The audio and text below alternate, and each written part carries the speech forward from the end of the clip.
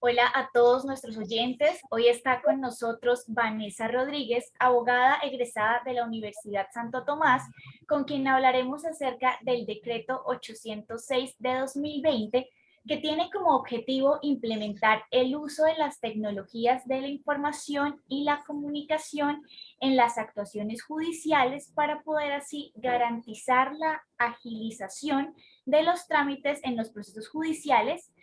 Entonces, de esta forma, para entender sobre qué trata este decreto y cómo este puede llegar a beneficiar o afectar a la sociedad, Vanessa nos va a hablar un poco más. Entonces, hola Vanessa, bienvenida y gracias por el espacio. Hola Daniela, bueno, como ya lo mencionaste, mi nombre es Vanessa. Vamos a hablar un poco acerca del decreto 806, que fue pues preferido el año pasado por el presidente Iván Duque en ejercicio de sus funciones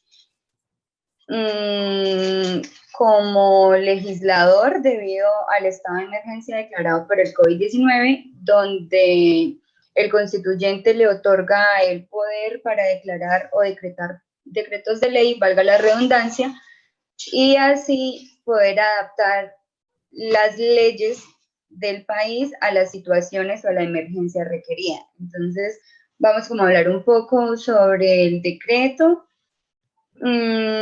Como ya lo mencioné antes, el 6 de marzo del 2020, pues el Ministerio de Salud y de la Protección Social dio a conocer el primer brote de enfermedad coronavirus COVID-19 en Colombia, y mediante la resolución 380 del 10 de marzo del 2020 se decretó la primera prevención sanitaria y aislamiento y cuarentena para todas las personas dentro del territorio nacional.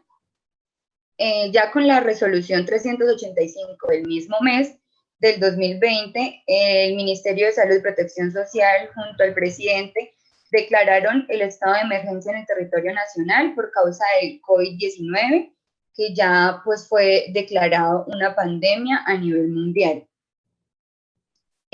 Más adelante, debido al estado de emergencia que se prorrogó en 2 ocasiones y luego nuevamente fue decretado para septiembre, el presidente, en virtud de que el Estado tiene el deber principal de impartir justicia y los trámites legales y judiciales no podían pues detenerse, por así decirlo, o acabarse debido a la pandemia, entonces se vio la nueva necesidad de continuar con los procesos que ya se venían llevando a cabo y los nuevos procesos que se iban a implementar como necesidad social, sin poner en riesgo la vida de los sujetos procesales. Cuando hablamos de sujetos procesales ya nos referimos entonces a todos los que actúan dentro de un proceso, ya sea la parte demandante, la parte demandada, los abogados, el ministerio, tanto como los jueces. Para esto, pues, qué pena interrumpirte. Claro que sí, Vanessa. Como lo vienes hablando, pues es conocido lo que dices, que debido a la pandemia, pues todas estas instituciones se acogieron a realizar procesos virtuales para de esta forma evitar aglomeraciones y generar pues contagios por ser lugares que requieren de mucho personal. Entonces, lo que vienes diciendo es que sí, los juzgados no se quedan atrás y se acogen a esta medida. Pero quiero que nos expliques en qué consiste esta medida. Ok, bueno, sí, allá mismo. Eh,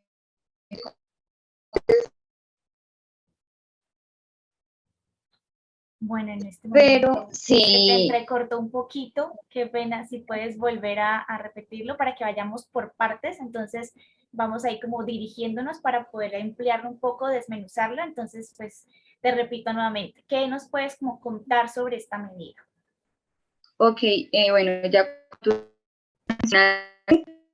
los juzgados y demás instituciones judiciales eran centros de aglomeración social, entonces debido a la pandemia, pues se vieron en la necesidad de llegar a nuevas prácticas, ¿sí?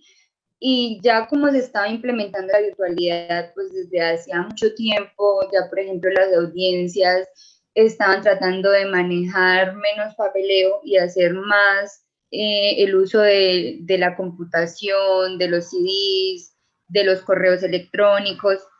pues se vio allí la alternativa para no detener la justicia, sino continuar con esos procesos y con esos trámites. Sin embargo, en diferentes ramas del derecho, como por ejemplo lo es el derecho administrativo, en el derecho comercial, en el derecho penal, en el derecho laboral, hay ciertos factores o habían ciertos puntos del proceso que eran necesario llevar a cabo personalmente. Es decir, todos sabemos, pues los que nos encargamos de esta parte de derechos y los que están litigando, sabemos que cuando un poder dante o un demandado o demandante nos otorga un poder de representación, es necesario que él se dirija presencialmente al juzgado y llegue este poder. Sin este Sí. poder no podría iniciar el proceso como tal. Pero justamente por la pandemia, un mandado no podía acercarse a un juez a decirle, sí, a partir de hoy él es el que va a obrar en mi nombre. Entonces, también el decreto principalmente comenzó a regular desde ahí, desde la base de los procesos. Claro que sí. ¿Sí? Eso es algo que vamos a venir como desarrollando pues para que se entienda un poco mejor esta parte. Pero quiero hacer una pregunta. Entonces, estamos hablando de un decreto que dice, bueno, vamos a movernos un poco a la virtualidad para evitar esta cantidad de contagios que puedan llegar a suceder.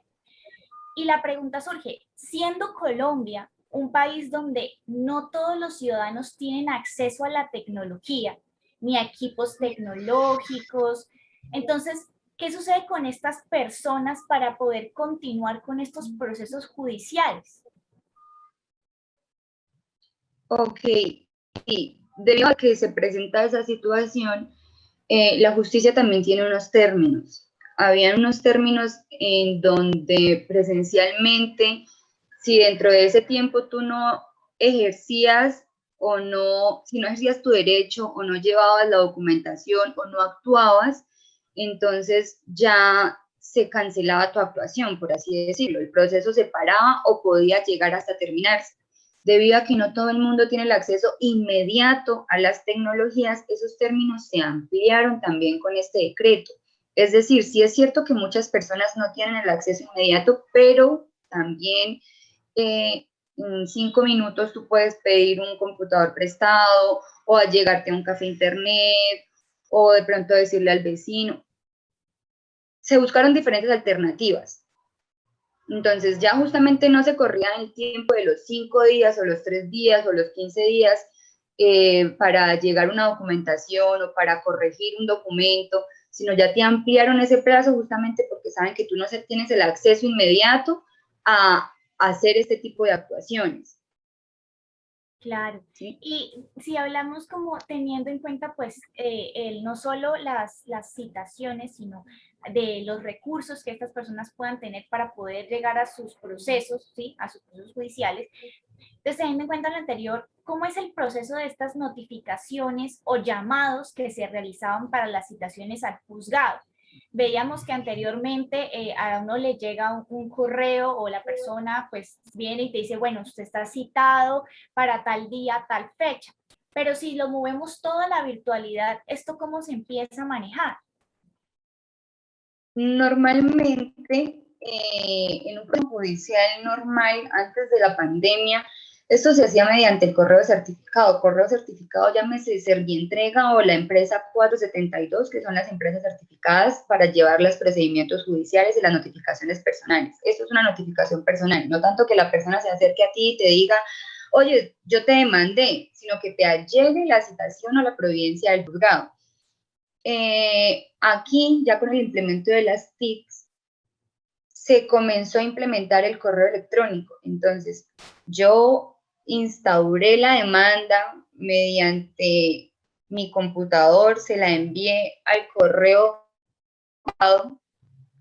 institucional del juzgado, mediante la plataforma que ellos tienen en internet, y todo comenzó a ser meramente virtual. Entonces ya el juez emitió la citación, el despacho emitió la citación virtual y esa citación me llegó a mi correo electrónico y yo tengo que remitir este correo electrónico al demandado. Entonces ya no era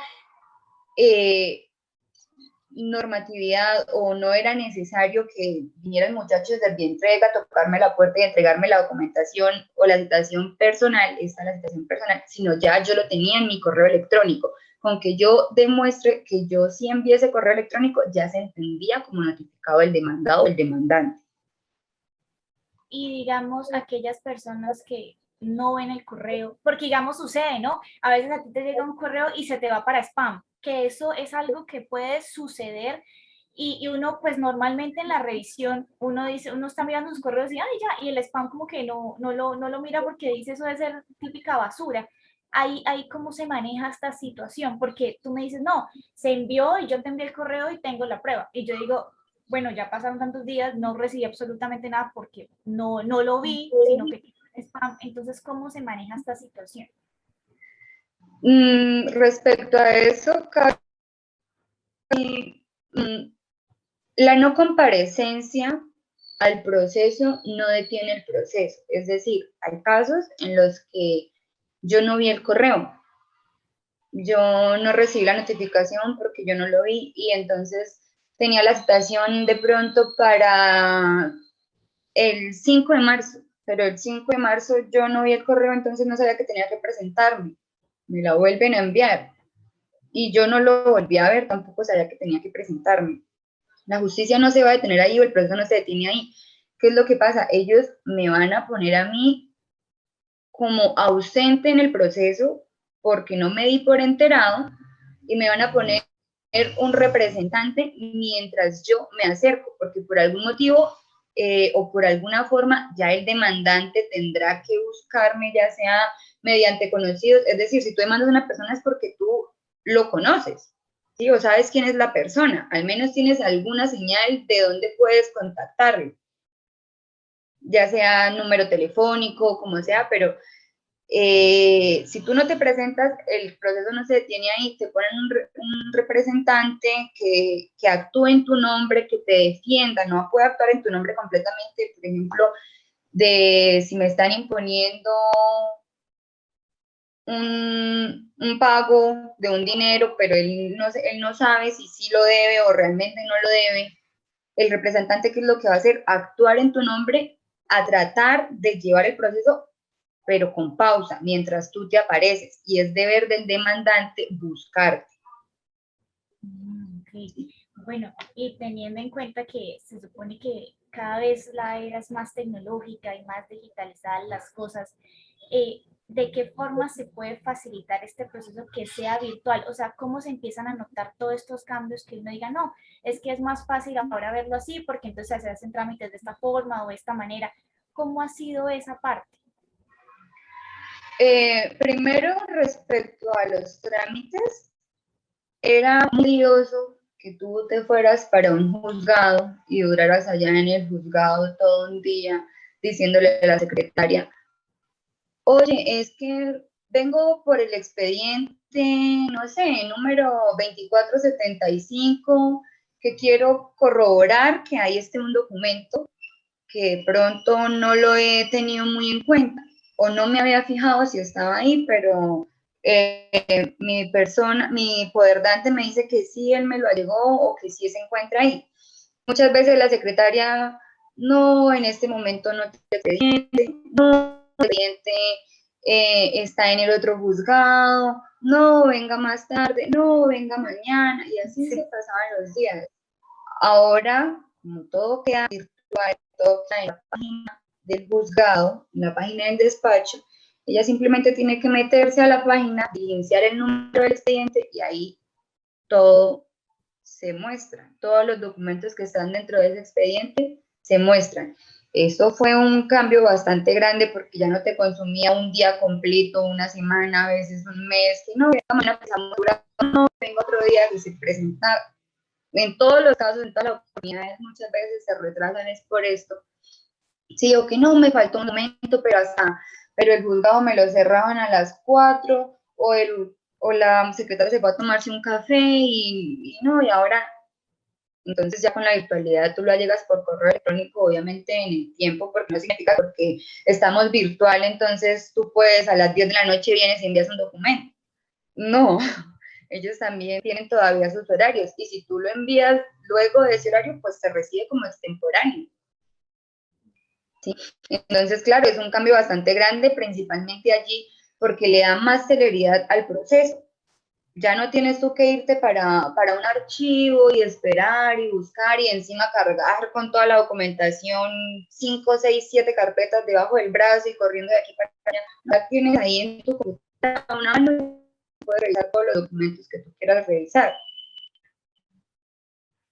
Eso, pues esa es la parte. También se muestra. Ajá. Sí, continúa. Sí, Dale. ok. También se evidencian estos cambios y yo digo, pues ha sido de gran ayuda en el momento de las audiencias. De pronto, siempre es muy complicado conseguir una sala o hay que mirar qué disponibilidad hay en el juzgado para realizar la audiencia y que todas las partes estén de acuerdo. Ahora todo es así, mediante una reunión Zoom. Entonces ya es muy difícil porque, claro, si todos nos ponemos de acuerdo, bueno, ¿tú qué día puedes? Para el 15 de abril. Bueno, entonces el 15 de abril a las 3 de la tarde todos nos conectamos en esta sala. No tenemos que, oye, ¿será que para ese día hay disponibilidad en el juzgado? No, que ya cada uno tiene su medio propio y le da más celeridad, claro, y todo queda acá grabado de una vez. Entonces no necesitamos más intervinientes porque también en un proceso entonces teníamos que la secretaria que era la que iba tomando la nota, luego que la graba, la persona que grababa, y luego entonces había que esperar, porque como te decía, ya veníamos implementando la virtualidad un poco, entonces todas las audiencias tenían que quedar grabadas, pero ¿cómo se grababan? Teníamos un secretario que era el que tomaba nota en su computador de todo lo que decíamos las partes, y luego esa persona la pasaba a un CD, y luego entonces ese CD se copiaba en el expediente y se guardaba en el expediente. Ahora no, ahora las audiencias ya quedan de una vez grabadas, apenas las estamos hablando, ya no es necesario una persona y entonces los días que se demore en pasar eso a un CD y transcribir, porque pues es un arduo trabajo, sino que ya inmediatamente ya ahí tenemos todo el procedimiento. Bueno, esa parte es muy chévere y es muy didáctica, ¿no? Porque ayuda a que el manejo de la información sea un poco más rápido y las situaciones llegan a ser más efectivas en el momento de tratarlas. Sí me surge una duda porque uno dice, bueno, estas medidas pueden tener como pros y contras, por así decirlo. Claro. Y es en cuanto a temas de privacidad, porque tú dices, no, que el demandante puede enviar un correo o le llega al abogado y entonces me llega a mí, entonces temas, entonces uno dice, ¿cómo es esta privacidad de la persona que demanda o del demandado, incluso del juez y abogado, pues que se encuentran involucrados en el proceso? Porque como se puede ver cuando uno a veces envía correos sin querer o igual mostrando, se puede ver información de la otra persona que si miramos, pues según el habeas data, no debería permitirse que personas sepan, no sé, mi nombre completo, bueno, sí, esa parte sí, pero un correo electrónico, un teléfono personal, cómo es esta situación y cómo uno dice, cómo me protegen ahí y me privilegian mi derecho a tener mi información oculta. Bueno, justamente cuando tú comienzas un proceso, estas pequeñas, pues no son pequeñas, estas cosas que tú estás nombrando como tu nombre, tu teléfono, tu correo electrónico, son necesarios para el proceso. Así que yo entiendo pues el punto de la privacidad, pero aún así vienen cifrados los correos entre tú y la persona a la que se la estás enviando. Por lo tanto, tú únicamente le estás compartiendo la información que tú quieres compartirle a esa persona. Claro, el Internet tiene amplios vacíos, hay hackers, hay diferentes cosas y como apenas lo estamos implementando, no hay aún como mucho campo de experiencia o no se han visto aún casos donde no, de pronto salió a la luz algo que no debería o algo íntimo, algo privado, porque hasta el momento pues se ha manejado así. Yo tengo mi correo institucional, que es mediante este correo con el que yo a ti te envío todo y aparto mi vida privada de mi vida laboral. Sí, entonces, de donde yo te estoy escribiendo a ti es donde yo estoy recibiendo todas tus notificaciones, todas las documentaciones y es el mismo correo que yo puedo llegar a todas las partes del proceso, a todos los sujetos procesales. Entonces, como que no se ha evaluado mucho este riesgo porque no se ha presentado la situación en la que llegue, por ejemplo, a invadirse ya la privacidad propia de la persona, sino lo que estamos mostrando nosotros durante todas estas actuaciones es lo que la otra persona queremos que vea. Claro, sí. Y en el momento en que se realizan los procesos, se veía que en el decreto hablaba que hay momentos donde los jueces o abogados necesitan firmar para decir, bueno, se establece esto, entonces queda aprobado y toda esa situación. Si hacemos asuntos legales tan importantes en situaciones donde son salas virtuales para hacer estos procesos judiciales, ¿cómo se mantiene o se garantiza de que sí son estas firmas las que se están presentando coherentes de acuerdo al abogado que representó o al juez que es el que está manejando el caso? Ok, bueno, respecto a eso, el hecho de que, por ejemplo, nosotros estamos aquí hablando vamos, que tú y yo ahorita estamos en un proceso, ¿sí? Esta es una audiencia. No significa que porque ya nosotros tenemos la audiencia acá y ya quedó acá toda la decisión y ya quedó acá todo el proyecto del trámite, no significa que yo no tenga que allegarte como tal la sentencia en físico. ¿Sí ves? O sea, lo uno no excluye a lo otro porque es un factor, pero tú puedes decir, no, es que en el momento en el que el juez dijo la palabra no, se le entrecortó y yo no lo escuché. Entonces, el hecho de que yo esté acá en la conferencia contigo no significa que yo quede desligada del deber de que yo deba escribirte igualmente y redactar mi sentencia y hacértela llegar a tu correo personal. O sea, todo tiene que quedar como sintetizado y que me quede mi claridad de la situación y que en algún punto tendríamos que encontrarnos físicamente. Pues ahorita, justamente ahorita, no estoy implementando, pues ahorita ya como que están tratando de reanudarse otra vez las audiencias presenciales, pero lo que fue el año pasado no estaba implementando, por ejemplo, en los procesos que son cortos, en los procesos abreviados, en los procesos únicamente con mandamiento de pago, no se necesitaba como tal la presencialidad de las partes, ¿sí? Entonces ya yo te hacía llegar a ti la documentación a tu correo después de que terminemos acá la audiencia. Tengo un día, 4 horas, en la audiencia, en la sala, mandarte la decisión y que tú dentro de los términos siguientes entonces ya puedas decir si la apruebas o si presentas algún recurso en contra de esta decisión. Pero como te digo, la oralidad no estaba implementando en todo su esplendor a la escrituralidad, sino lo estaba era complementando. Yo surto acá la actuación, pero también tengo que hacértela llegar a ti por escrito. No necesariamente en persona, porque lo que estamos tratando de evitar el contagio, encuentros, pero sí que tú te des por enterado y que no te quede ninguna duda de lo que se dijo. Como te digo, pronto puede pasar que en el momento que yo estaba hablando se te entrecortó, se me entrecortó, de pronto me enredé, se me enredaron las palabras o pasó algún sonido y de pronto te queda a ti alguna duda de que será que él dijo esto o será que no lo dijo, te lo hacemos llegar a ti en físico tal y como yo te lo narré en la audiencia para que no haya espacio a ese tipo de inquietudes. Ok.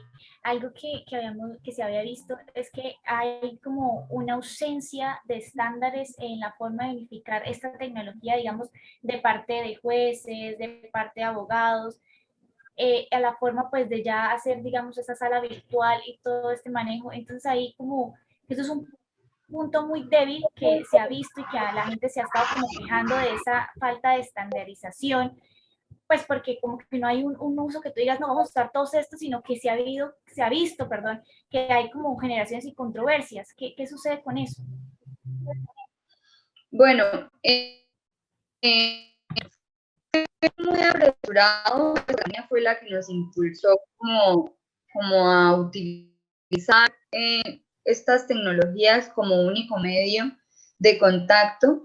Entonces sí, al principio fue un poco complicado ver de pronto cuál es la mejor plataforma para hacer las conferencias, cuál es el mejor medio para hacerte llegar las providencias, cuál es el mejor medio para notificar, si a veces la página de juzgados cae. Como te digo, los despachos, los juzgados, los jueces ya manejan su propio correo institucional y allí mismo se encuentran las salas. O sea, no es como de que yo me pongo de acuerdo contigo ahorita por correo y te digo conectémonos, entonces la audiencia la vamos a hacer este día y yo luego te paso el link. No, yo te digo, la audiencia la vamos a hacer ese día en la plataforma del juzgado, del despacho, de la rama judicial, buscas el nombre del demandado, el nombre del demandante y ahí está el link de la sala. Tú entras con tu documento, con tu código, con tu clave de acceso. Para poder generar Como que sea un poco más fácil. Exacto, eso es lo que garantiza pero hay personas porque las audiencias se rigen, los procesos se rigen bajo el principio de la publicidad. Cualquier persona que esté interesada en el proceso puede ingresar a una audiencia. Eso no está mal, siempre ha sido así. Cualquier audiencia, también en física, tú como persona, por ejemplo, si eres estudiante de psicología o de comunicación o de derecho, tienes el permiso, tienes la autorización previa para ingresar. Entonces esto pues no te exime como de que hayan otras personas que de pronto tú no conoces, pero están interesadas en el proceso por X o Y motivo, pero sí garantiza que únicamente la actuación no haya espacios para saboteos ni para indeseados, ¿sí? Entonces, como te digo, no es meramente irregular, sí es cierto que hay muchos vacíos porque todo se implementó de manera muy rápida, fue como que, bueno, ¿y ahora qué vamos a hacer? Porque no podemos quedar acá detenidos, y ha venido regulándose, es decir, el decreto fue como la base, lo que dio el pie, pero a medida de eso ha venido regulándose bastante el área porque, lo que te hablo, el Internet es un campo aún que no se conoce muy a fondo, y más que pues Colombia no era un país muy fuerte en este tipo como de que implementaba ya, digamos, como otros países primermundistas, de que todo se hace por medio de un teléfono inteligente o algo así. No, Colombia aún estaba un poco retrasado en esto, y a medida de que la pandemia nos impulsó. Exacto, sí, quería como preguntar eso, y así como a manera pues de un cierre, es siendo abogada, teniendo todo este conocimiento en la temática pues de la implementación de estas tecnologías para empezar un uso de todas estas salas virtuales y manejo de este conocimiento, ¿Colombia sí está preparado o requiere muchas cosas más para poder ayudar a la gente? Porque como veníamos hablando todo este tiempo, bueno, todo es virtual, se trata de manejar ciertas cuestiones físicas o entregar ciertos documentos para que la gente quede notificada, pero ¿estamos listos? Desde mi punto de vista personal,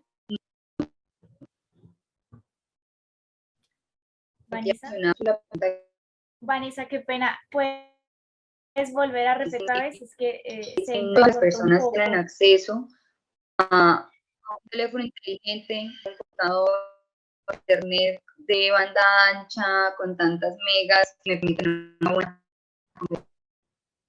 Entonces, así es una gran ayuda para muchos casos, para muchas cosas, en muchas áreas, no únicamente en el derecho, sino en muchas áreas nos ha ayudado. No estamos listos para que sea únicamente el recurso que vamos a utilizar. Es por eso que ahorita, ya más o menos, bueno, antes de este mes, porque ya otra vez se llegaron los picos y los casos, ya se estaban otra vez instaurando las audiencias presenciales porque la virtualidad, la mera virtualidad aún no es una buena alternativa para Colombia. Fue algo, como te digo, la pandemia nos impulsó a que no podíamos dejar las cosas así, y entonces, primero, también esto incluiría mucho el desempleo, afectaría mucho el desempleo porque Si paran los juzgados, si se paran los procesos, pues esa secretaria del despacho, ese juez, ese abogado quedarían también desempleados, ¿sí? Entonces, es cierto que la pandemia nos impulsó a utilizar estas tecnologías, pero aún no estamos listos para que sea el único recurso a implementar de aquí en adelante. Fue una salida de emergencia debido al estado de emergencia, pero obviamente lo más adecuado es realidad. Ah, bueno, entonces, pues espero que haya quedado claridad con este decreto y hayan podido ver las consecuencias y situaciones que este puede conllevar. Agradezco nuevamente a Vanessa por su tiempo, por habernos dado claridad sobre esto, sobre el decreto que hablamos, las consecuencias, situaciones que pueden llevar y pues claramente por habernos acompañado. Muchas gracias, Vanessa. Muchas gracias a ti. No olviden seguirnos en nuestras redes sociales y estar pendientes de toda la información que tenemos para ustedes con todos estos expertos que cada día nos irán ampliando nuestro conocimiento en temas de la actualidad.